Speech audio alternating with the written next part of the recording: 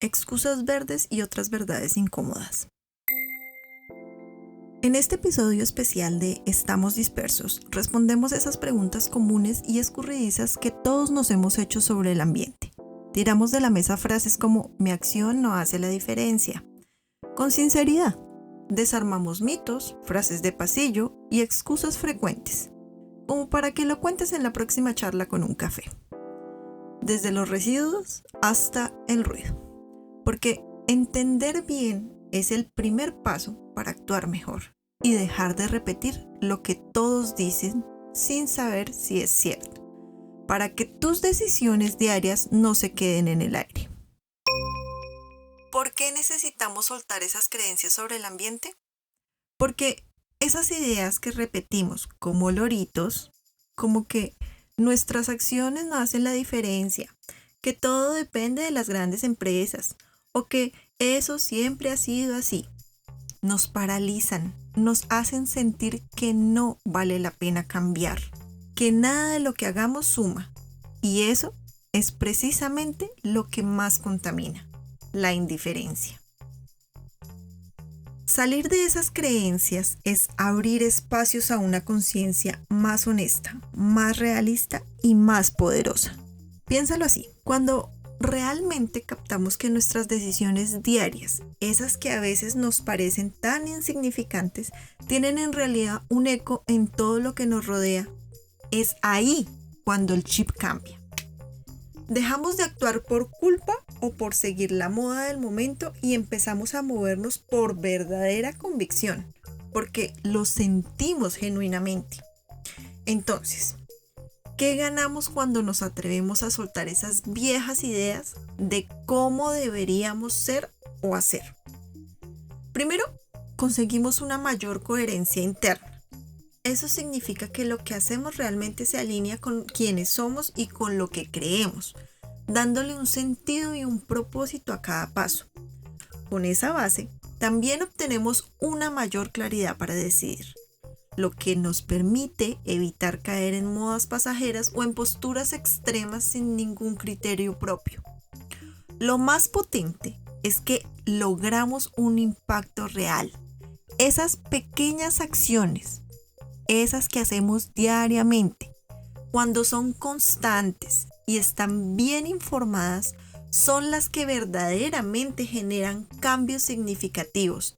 Y lo mejor de todo es que nos da más autonomía. Porque no necesitamos que el mundo entero cambie para que tú empieces a hacer la diferencia. Además, con nuestra forma de actuar fomentamos una conversación más consciente alrededor y ayudando a otros a cuestionar aquello que quizás repiten sin pensarlo dos veces. Cuando dejamos de buscar excusas, descubrimos que sí podemos ser parte del cambio y que vale la pena intentarlo. ¿Qué materiales son más amigables con el ambiente? No existe un material perfecto, pero sí hay opciones que, bien usadas, generan menos impacto. El vidrio, por ejemplo, es reutilizable y reciclable infinidad de veces, sin perder sus características. No libera restos como los microplásticos, ni interactúa con los alimentos y bebidas, lo que beneficia la salud, y su reciclaje es mucho más consistente. Es más probable que entregues una botella de vidrio que de plástico al reciclar. Los metales como el aluminio también son una buena alternativa, ya que igualmente se puede reciclar varias veces. El papel y el cartón también pueden ser buenos aliados, siempre que no estén sucios o plastificados. Y ojo con los productos que dicen ser biodegradables. Algunos lo son solo en condiciones especiales, así que no siempre cumplen lo que prometen. En cambio, los plásticos de un solo uso, los empaques con muchas capas o los productos con exceso de envoltorio son más difíciles de manejar y casi siempre terminan contaminando. En general, los plásticos se clasifican del 1 al 7 para estandarizar su uso y reciclaje. Sin embargo, en su recuperación, los más entre comillas, reciclables, solo lo pueden hacer hasta 7 veces y cada vez van perdiendo sus características, lo que los hace una alternativa poco sustentable a largo plazo y en la práctica muy poco se recicla debido a la mala disposición de estos. Al final, más que buscar el material ideal, lo importante es pensar en cuánto tiempo lo vamos a usar, si podemos utilizarlo o reciclarlo y si realmente lo necesitamos. ¿Existen marcas ambientalmente amigables o es puro mercadeo? ¿Cómo saber si lo que hacen es genuino y no puro greenwashing? Greenwashing es cuando una marca aparenta ser ecológica o ambiental solo para mejorar su imagen, pero en realidad no hace cambios reales ni responsables en su forma de producir o vender. Es más apariencia que acción. Elegir marcas responsables no significa renunciar a tu estilo de vida, pero sí implica mirar un poco más allá del empaque bonito o los colores verdes. Las marcas que de verdad están comprometidas con el ambiente suelen ser transparentes. Te cuentan con claridad qué hacen, cómo lo hacen y qué impacto tienen. No solo dicen somos sostenibles, sino que explican con datos qué están cambiando en sus procesos y si tienen certificaciones serias que los respalden. Una buena señal es cuando no todo se ve perfecto. Si una marca reconoce lo que aún le falta por mejorar, probablemente sea más honesta que una que se pinta como salvadora del planeta. Y lo más importante, si sus acciones están más en la publicidad que en la práctica, probablemente sea greenwashing. Por ejemplo, una de las marcas de gaseosa a nivel mundial más reconocidas declaró en sus etiquetas 100% reciclable o 100% reciclado, sin aclarar que no incluía tapas ni etiquetas. En noviembre del 2023, la organización BEUC, Unión Europea de Consumidores, presentó una queja ante la Comisión Europea acusándola de usar etiquetas engañosas. Lo mismo ocurre con otra marca de ropa muy reconocida entre jóvenes y adultos jóvenes que lidera el mercado de la moda rápida con una etiqueta denominada Conscious. En agosto de 2019, la Autoridad de Consumo de Noruega advirtió que esta marca usaba términos como conscious sin especificar beneficios reales ni porcentajes concretos de materiales reciclados, afirmaciones que eran vagas o no verificables. Elige marcas que te inspiren, pero que también te den confianza desde lo que hacen, no solo desde lo que dicen. ¿Por qué es importante alargar la vida útil de lo que ya tenemos? ¿Y cómo podemos hacerlo en lo cotidiano? Cada cosa que usamos, desde un electrodoméstico hasta una prenda de ropa, tuvo un costo ambiental al producirse. Por lo tanto, si la cuidamos, si le damos mantenimiento, si la usamos bien, estamos aprovechando al máximo ese recurso y evitando consumir de más. Algo tan simple como no dejar cargadores enchufados todo el día, limpiar el polvo del ventilador para que no trabaje de más o descongelar el congelador regularmente para que no consuma exceso de energía, hace una gran diferencia. En la ropa, lavar menos seguido, darle vuelta a las prendas para evitar el desgaste por el sol o usar bolsas de lavado para evitar que suelten microplásticos. Estas están hechas de un material resistente que permite que el agua y el jabón pasen sin problema, pero que tienen una función especial: atrapar las fibras diminutas que se desprenden de tu ropa cuando se está lavando. Son acciones pequeñas que prolongan la vida útil de lo que ya tenemos y además ahorran dinero. Cuidar lo que ya tenemos no es solo una forma de ahorro, es una decisión práctica que reduce nuestro impacto sin complicarnos la vida. ¿Qué pasaría si los polos se siguen derritiendo y cómo afecta eso a los ecosistemas? El deshielo de los polos no es ciencia ficción, ya está ocurriendo. Según datos de la NASA, el Ártico ha perdido alrededor del 13% de su hielo marino por década desde 1980. Esto no solo cambia el paisaje, tiene consecuencias en cadena. A corto plazo, el aumento del nivel del mar empieza a sentirse en muchas zonas costeras. Ciudades como Nueva York o Ámsterdam ya tienen planes de adaptación porque el nivel del mar ha subido más de 20 centímetros desde 1900 y algunas otras aún no están preparadas. Además, cuando el hielo se derrite, el océano absorbe más calor porque el blanco del hielo refleja la luz y el agua oscura la absorbe, lo que calienta aún más el planeta. A mediano plazo, el cambio de temperatura afecta a las corrientes marinas, que funcionan como una especie de aire acondicionado global. Si se alteran, cambia el clima en muchas regiones y, por supuesto, los animales que dependen del hielo, como los osos polares, morsas o pingüinos, pierden su hábitat y ya se han documentado cambios en sus rutas de caza y reproducción. Se ha observado cómo los osos polares tienen que desplazarse más, gastando más energía y cazando menos. Cómo las morsas se agrupan en tierra en lugares inseguros y lejos de sus zonas tradicionales de alimentación, o cómo algunas colonias de pingüinos emperador han desaparecido por completo al perder el hielo donde anidaban. El cambio en sus rutas de caza y reproducción no es solo un detalle biológico, es un síntoma claro de que los ecosistemas están intentando adaptarse a marchas forzadas. A largo plazo, el deshielo puede liberar gases como el metano, que estaban atrapados en el hielo del Ártico. El metano es un gas de efecto invernadero mucho más potente que el CO2, así que podría acelerar el calentamiento.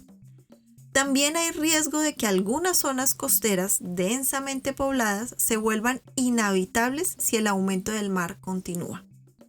Esto no es para asustar, sino para entender que lo que pasa en los polos no se queda en los polos, afecta la temperatura global, la biodiversidad y en última instancia nuestra forma de vida. La vida salvaje se adapta porque no tiene alternativa. Nosotros sí, y no requiere grandes sacrificios. Reparar en vez de reemplazar, decirle no a lo innecesario, pensar 2 veces antes de encender, comprar o desechar, no por buscar ser perfecto, sino porque te importa. ¿Por qué se dice que el uso de inteligencia artificial y chatbots está aumentando el consumo de energía y agua? ¿Cómo funcionan estos sistemas y hay formas más sostenibles de operarlos? Los sistemas de inteligencia artificial, como los chatbots, necesitan procesar enormes cantidades de datos. Eso implica usar servidores muy potentes que funcionan en centros de datos, data centers, alrededor del mundo. Estos centros están encendidos 24/7 y requieren muchísima energía, tanto para operar como para mantenerse refrigerados. De hecho, se estima que entrenar un solo modelo de IA puede consumir tanta electricidad como lo que usa una familia promedio de 4 personas durante 46 años. Ahora sobre el agua. Se utiliza principalmente para enfriar los servidores. Por ejemplo, algunos data centers usan sistemas de refrigeración por evaporación, que consumen grandes volúmenes de agua. Hay estudios que señalan que algunas operaciones de IA pueden usar hasta 500.000 de litros de agua por día. Solo entre 2014 y 2023, el uso global de agua en estos centros se triplicó, llegando a 66.000 millones de litros al año, dependiendo de la ubicación y el tipo de sistema. Se espera que para 2027 la demanda de agua solo por la IA pueda ser comparable al consumo anual de países enteros como Dinamarca. ¿Hay alternativas?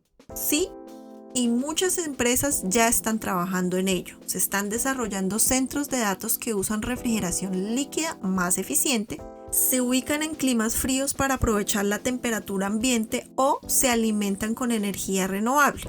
Incluso se investiga el uso de inteligencia artificial para hacer más eficiente el uso de la inteligencia artificial. En resumen, la tecnología puede traer beneficios, pero también tiene un impacto y es clave estar atentos para que su uso sea más responsable y eficiente. ¿Qué podemos hacer desde nuestra vida diaria? Aunque no podamos cambiar la escala de esta demanda, sí podemos optar por tecnologías y servicios que sean transparentes en su gestión ambiental. Reducir el consumo de dispositivos innecesarios y sobre todo valorar y cuidar el agua en nuestro entorno. pues cada gota cuenta en un mundo donde lo digital también necesita recursos. Y seamos realistas, lo usamos, nos gusta la comodidad que eso nos brinda. No es solo energía, el agua también es un recurso clave en la era digital y protegerla es responsabilidad de todos. ¿Por qué las energías renovables no son aún más populares ni se usan con mayor frecuencia en todos los países? Porque algunos países adoptan energías más limpias y otros no. Aunque las energías renovables como la solar, eólica o hidráulica tienen grandes beneficios ambientales, su adopción depende de varios factores. Primero, la infraestructura y la inversión inicial suelen ser altas, lo que limita su acceso en países con menos recursos o donde los gobiernos no priorizan esas tecnologías. También hay factores políticos y económicos. En algunos lugares existen intereses en industrias tradicionales como el petróleo o el carbón, que dificulta la transición. La regulación, subsidios y prioridades nacionales influyen mucho en qué tipo de energía predomina. Finalmente, la conciencia y la educación ambiental juegan un papel clave. Donde la población y las empresas valoran más la sostenibilidad, se genera más presión para cambiar hacia energías limpias. En conclusión, las energías renovables tienen el potencial, pero su popularidad y uso dependen de una combinación compleja de factores técnicos, económicos y sociales. ¿Es cierto que los aparatos eléctricos siguen consumiendo energía aunque estén apagados pero conectados? Sí, es cierto. Muchos aparatos electrónicos, aunque estén apagados, siguen consumiendo energía si permanecen enchufados. Esto se conoce como consumo de energía fantasma, porque suele ser tan pequeño que no lo notamos en el medidor de energía, pero al acumularse puede representar un gasto significativo. Por ejemplo, cargadores, televisores en modo stand-by, microondas o computadoras pueden consumir entre 1 y 5 vatios incluso cuando no los usamos activamente. Aunque parece poco, si sumamos todos los aparatos y lo hacemos durante todo el año, puede representar hasta un 10% del consumo eléctrico en una casa promedio. La buena noticia es que desenchufar o usar regletas con interruptor para apagar completamente los equipos es una forma fácil y efectiva de reducir este gasto invisible y además ayuda a alargar la vida útil de los aparatos. El consumo fantasma es real, pequeño por separado, pero importante en conjunto y se puede controlar con acciones simples. ¿Qué es el cambio climático? ¿Es real? ¿Y por qué algunas personas dudan de ello? Para entender el cambio climático es útil comenzar con el efecto invernadero, que es un proceso natural y necesario. Ciertos gases en la atmósfera como el dióxido de carbono, metano y vapor de agua actúan como un abrigo que mantiene la Tierra cálida y habitable. Sin este abrigo, las temperaturas serían demasiado frías para la vida tal como la conocemos. El problema comienza cuando la actividad humana, principalmente la quema de combustibles fósiles, la deforestación, la agricultura intensiva, la densificación urbana, incrementa la concentración de esos gases. Esto intensifica el efecto invernadero, atrapando más calor del que el planeta puede manejar. A eso le llamamos calentamiento global. Este calentamiento no es solo un número en los termómetros. Provoca cambios visibles y medibles en nuestro planeta, desde la subida del nivel del mar, cambios en los patrones de lluvia, olas de calor más frecuentes, hasta impactos en ecosistemas y biodiversidad. Es decir, el efecto invernadero es un proceso natural. El calentamiento global es la consecuencia del exceso de gases causados por humanos y el cambio climático es el conjunto de cambios ambientales y sociales que ese calentamiento provoca a corto, mediano y largo plazo. Básicamente, estamos calentando la Tierra más de lo que la naturaleza puede manejarlo. Entender esta progresión nos ayuda a ver por qué nuestras acciones diarias, aunque parezcan pequeñas, tienen sentido y pueden sumar para frenar estos cambios. Este fenómeno es real y está comprobado por científicos de todo el mundo. pero hay personas que dudan o niegan que existen. A veces porque no tienen toda la información o porque algunas empresas y políticos prefieren no cambiar sus hábitos o intereses. ¿Y qué efectos vemos ya en nuestra vida diaria? Por ejemplo, en muchas regiones los inviernos son menos fríos y los veranos más calientes, como cuando en Costa Rica se sienten olas de calor más intensas. Fenómenos extremos como tormentas más fuertes o periodos de sequía prolongados que afectan la agricultura y nuestra comida. Glaciares que se derriten rápidamente, como los de los Andes, que son fuentes de agua para muchas comunidades. En la Sierra Nevada de Santa Marta, en Colombia, hace menos de un siglo había 6 picos nevados. Hoy apenas quedan 3 con hielo y cada vez menos. El calentamiento global está derritiendo los glaciares y eso afecta directamente a las comunidades que dependen de ese hielo para tener agua. Los indígenas que habitan la zona lo han notado desde hace años. Los cambios en el clima están alterando su forma de vida, la biodiversidad y los ciclos naturales. Otro elemento son los cambios en la migración de animales o pérdida de especies, porque los ecosistemas no se adaptan tan rápido. Por eso, este no es un problema futuro, es un cambio que ya está afectando nuestras montañas, nuestros ríos y nuestra forma de vivir. Y, aunque no lo veamos todos los días, las decisiones que tomamos desde lo que consumimos hasta cómo nos movemos o qué exigimos como ciudadanos pueden marcar la diferencia.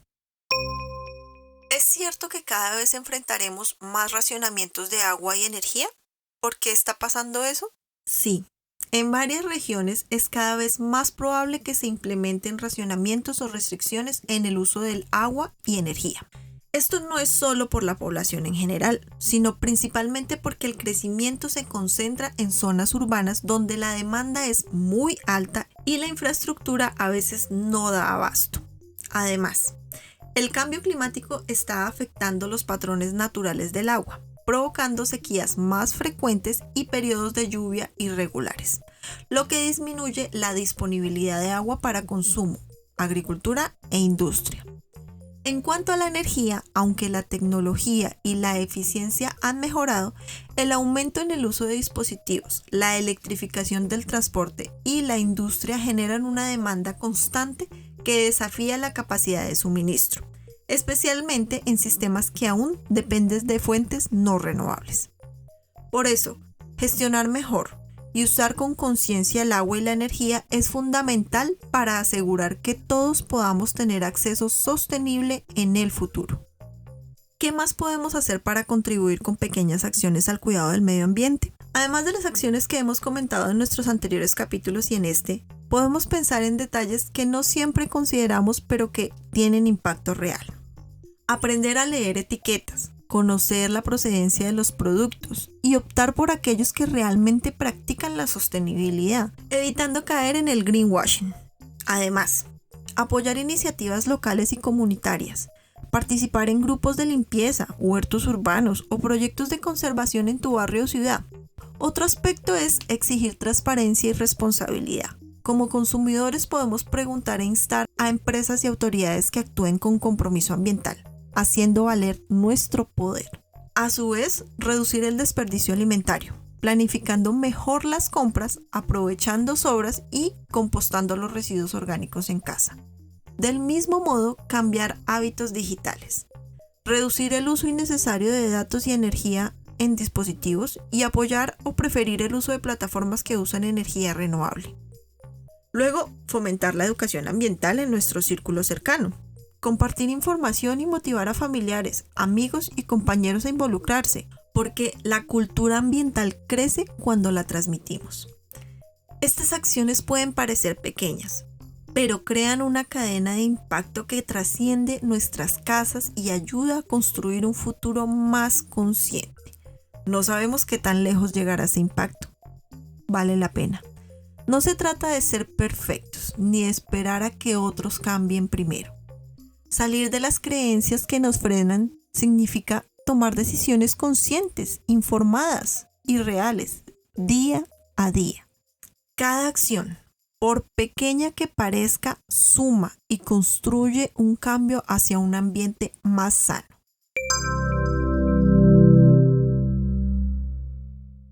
Gracias por escuchar este episodio de Estamos Dispersos. Este episodio nos invita a cuestionar lo que damos por cierto, a informarnos mejor y sobre todo a actuar, porque el futuro no es algo que simplemente sucederá, es lo que hacemos hoy paso a paso. Yo soy Sally y te agradezco por quedarte hasta el final. Aunque estemos en distintos rincones, compartimos algo en común, las ganas de hacerlo diferente, de hacerlo mejor. Cada pequeña acción cuenta, cada decisión suma. Estamos dispersos, pero ya nos juntaremos.